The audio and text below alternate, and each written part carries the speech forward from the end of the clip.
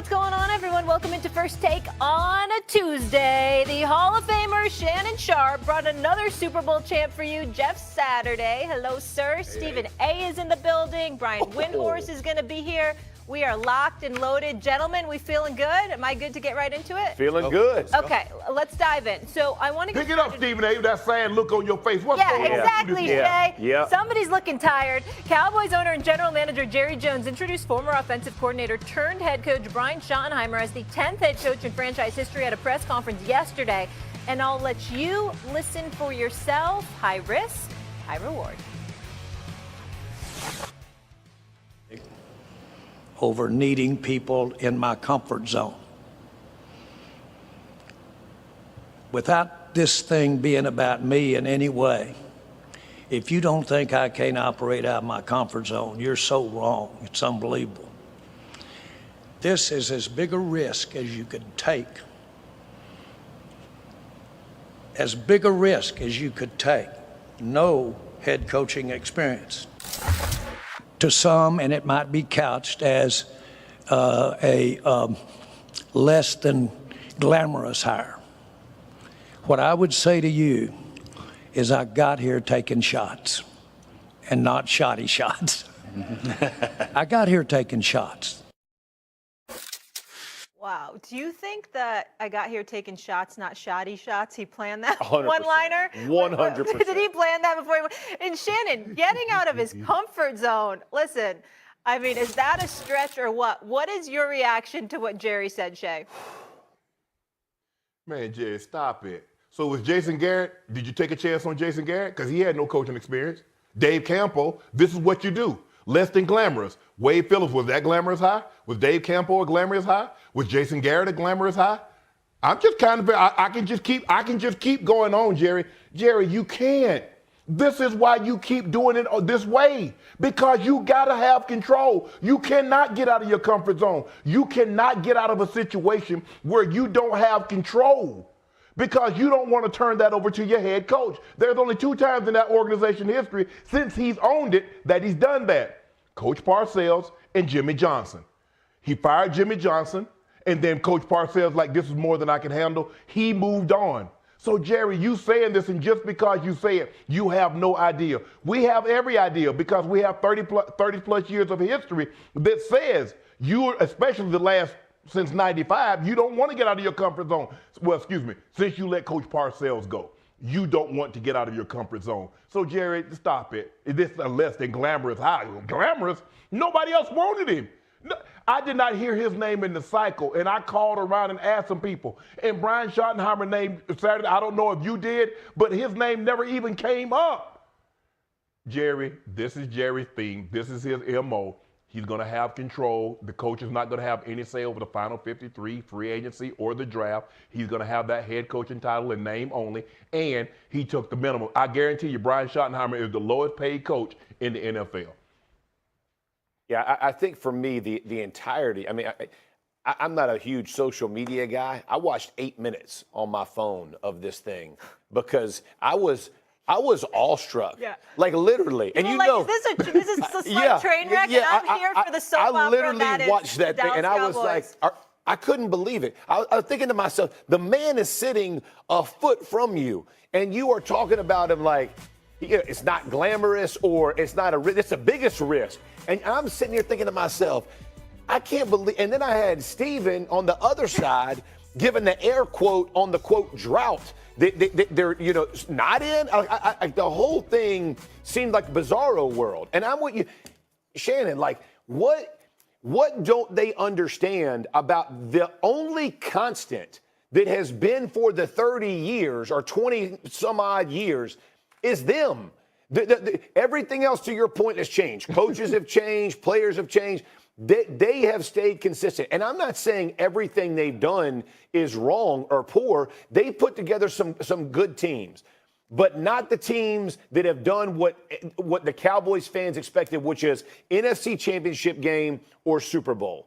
That is a major problem. When you talk about the way the Eagles are doing it and got back there, twice in 3 years in your division, in your conference, and you're standing there and looking at it and being like, what we're doing is working. It's not working, and it's painful to watch. Stephen A. I'm not going to lie to y'all. I wanted to cry. I wanted to cry. Yeah. I'm just sad. I'm just sad because, you know, I mean, Shannon, Jeff, I mean, I looked at Jerry Jones yesterday, and it's like you're 82 years old, and I've been on the air saying there's some slippage, all right? I think there's some slippage, not of the Biden ilk, but it's been some slippage because he was saying things this season that made no sense. Yesterday was an extension of that. I can't even laugh at the Dallas Cowboys. I was that damn sad. So you're going to sit in front of the media and you're going to swear this is not about your comfort zone. Brian Schottenheimer has been an offensive coordinator, you know, at 4 different places.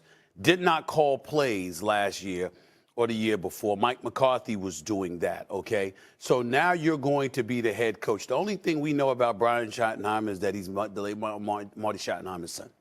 That's about it. He's been at the New York Jets, been at the Rams, been at the Seahawks or what have you. But nobody, as Shannon said, wanted him. Not one single person. Then we have to take into account what the situation is with the Dallas Cowboys. When the Eagles make moves and other teams make moves within the NFC, the Dallas Cowboys, America's team, the $11 billion franchise, okay? All right? This is the team that spends the least. Yep. Okay, so you're penny pinching, all right? This is what you do, but it's not looking that way because of Dak Prescott's contract, because of CeeDee Lamb's contract, which you paid late, by the way, which pinched you even more. Now you got to pay Micah Parsons, and you want to say, oh, we are spending money. That's not true. That's not true at all. And so then I'm looking at it, and I'm watching Jerry. It's not about my comfot. Really? Right. Really? No, he's out of his comfort zone. It's like, no, you're not. You're right in it. You have not gone to an NFC championship game in 29 years. Yeah. You've led us to believe your mortality is what's really driving you. I don't have much time left. This is what he said to me. This is what he said to the public. I don't have much time. You know, my best days are behind me, not ahead of me. And yet you make decisions like this. Right. And why? You know, because the Dallas Cowboys as a franchise, they're making money. You announcing it and then introducing this new coach the week before the Super Bowl, that's not accidental. You're still playing the same old game. Yep. You still got the same old game plan. This is as transparent as all get out. Here we are. We want to make news. We want to make headlines. But you're not doing anything to elevate the status of your franchise. The Dallas Cowboy fan base. You hear how quiet they are right now? It's like crickets. Yeah. Because they know what they're seeing now. Before they were delusional, that's what made me laugh. And that's what made me troll them all the time. Because they were delusional. I'm not going to hear any Cowboys say, you know we're going to win the Super Bowl next year, right? We going to hear that anymore. He's taken the fun out of it all. Because at least you teased me. At least you lied to me. You led me to believe that you really, really believed you have a chance. They know better now. Yeah. They know better now. It's almost like they're conceding, y'all, that this is what we're going to be. We might as well go this route. I don't know, Shannon. I just feel like we're watching a reality show on Bravo or a soap opera. That's what this feels like. It's sad. It is, because there is no incentive, because he's still going to be the most valuable franchise. It's going to be the most profitable. So there is no incentive for him to do the right thing. Stephen A., you said they make the most, yet they spend the least and think they're going to get the most. It doesn't work like that. And you're absolutely right, Stephen A. He released this because 2 teams in his own division were playing for a chance to go to the Super Bowl. Yep. Now, I don't know if he noticed this, but the Eagles are built to stay. Howie Roseman, Jeffrey Lurie, he stands down. Hey, Howie, do what you do. Josh Harris, I don't know who the general manager is off the top of my head, but he stands down. But that's not what Jerry does. Tell me the owner that you've heard talk this year. Tell me the owner that you've heard talk about a radio show. Tell me the owner that all he does every single week is that he gets on his radio show and he makes the most asinine comments that you've heard. Like, really, Jerry? Just say Derrick Henry wouldn't have fit your offense. Really?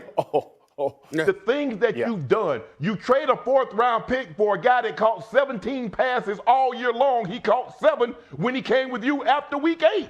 Right. And you think you're doing the right thing. Look at the moves other teams make. Look at the owners and how they conduct business. Look how you conduct business. This is why, do what you've always done. You'll get what you've always gotten. Yeah. And I don't know why Jerry can't see. He can see it. But Jerry's at this age. Stephen A. Sadly, when my grandmother was in her final days, final months in the hospital, and they told her, "You're Miss Porter. You don't need to have salt. You don't need to have this." She said, "Son, I'm already dying. Go get your granny a shrimp dinner." That's how Jerry is. See, Stephen A., you said his mortality, but Jerry says, "Hey, I'm gonna do it my way until I go out." That's why he does it his way. He can't. It's not that he doesn't want to, Stephen A. and Saturday. He can't, because this is all he knows. And if you get him out of his comfort zone, it's not going to work, Stephen A. Yeah. He can't. He cannot. And this, for me, listen, I like Schottenheimer. I'll be honest, I like him as a coach. I think he's well-versed. I like it. But the same problems that are going to be for were with McCarthy. It's going to be about the roster. And Shannon's saying, and Stephen A., you're saying, it's about how you empower and how you equip your coach to allow him to win. And if they're always looking behind the head coach and looking to the owner / general manager, it is tough to win that way, especially in a conference that you know is not doing it the same way with the Eagles and with the Commanders and the 49ers, like even those type of teams, Packers, like all those teams are getting better. I'm just telling you, it's tough to watch. Let me tell you, Shannon brought up Jeffrey Lurie with Howie Roseman. I want to use that to crystallize the difference between the two. You have Jerry Jones stuck in his ways, right? And not winning, and still stuck in his ways. What did Jeffrey Lurie, let me tell you one of the most powerful moments as a guy that used to write for the Philadelphia Inquirer for 17 years. Let me tell you one of the most powerful things Jeffrey Lurie did. Jeffrey Lurie took Howie Roseman and shoved him to the side and went all in on Chip Kelly. Jeffrey Lurie. Jeffrey Lurie, Shannon, realized he made a mistake. Pushed Chip Kelly out and said, Howie Roseman, come on back. Now, mind you, he never fired him. He still was there within the organization, but he minimized his power. He diminished it. And he basically demoted him, gave it to Chip Kelly, and said, I messed up. Mistake. Come on back.